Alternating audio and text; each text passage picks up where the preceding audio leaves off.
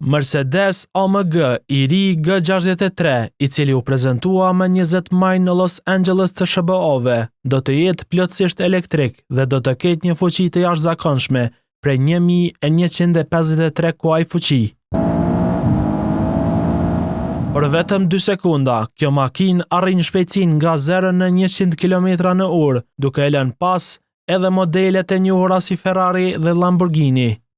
Ndërsa shpejtësia maksimale që mund të arrijë është rreth 300 km/h, e kufizuar automatikisht për arsye sigurie. Ky model ka një bateri me kapacitet të madh që të lejon të udhëtosh deri në 700 km me një mbushje. Për shkak të fuqisë së lartë të mbushjes, bateria mund të mbushet shumë shpejt, nga 10 deri në 80% për vetëm 11 minuta. Ndërsa për maraklit, Mercedes ka vendosur një sistem zanor që imiton saktësisht zhurmën dhe dridhjet si një motor i fuqishëm tradicional me benzinë, në mënyrë që shoferi të ketë të njëjtën ndjesi si në makinat e vjetra.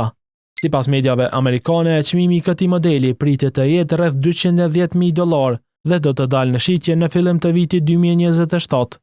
Shënjestër.net